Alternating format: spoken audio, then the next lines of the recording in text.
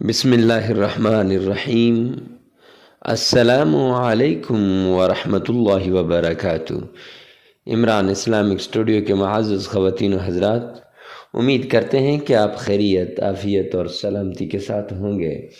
اللہ رب العزت سے دعا گو ہوں کہ اللہ رب العزت آپ کو خیریت، عافیت اور سلامتی کے ساتھ رکھے۔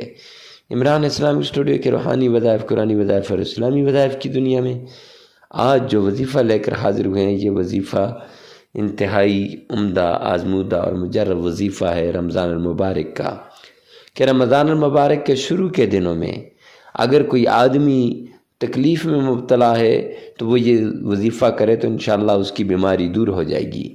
کوئی مشکل میں پھنسا ہوا ہے تو رمضان المبارک کے پہلے عشرے میں اس وظیفے کو کرے تو انشاءاللہ اس کی مشکل آسان ہو جائے گی۔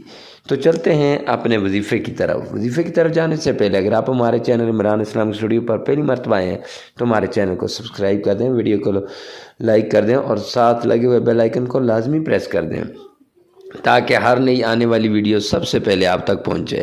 تو وظیفہ کچھ یوں ہے کہ آپ نے فجر کی نماز کے بعد اور عشاء کی، مغرب کی نماز کے بعد آپ نے صرف 7 مرتبہ درود پاک پڑھنا ہے، اور اس کے بعد 41 بار آپ نے سورہ اخلاص اور اللہ الصمد پڑھنا ہے، پھر 7 مرتبہ درود پاک پڑھنا ہے۔ انشاءاللہ ہر پریشانی کا حل آپ کو مل جائے گا، ہر مصیبت آپ سے دور ہو جائے گی، آپ کی ساری ٹینشنیں ختم ہو جائیں گی۔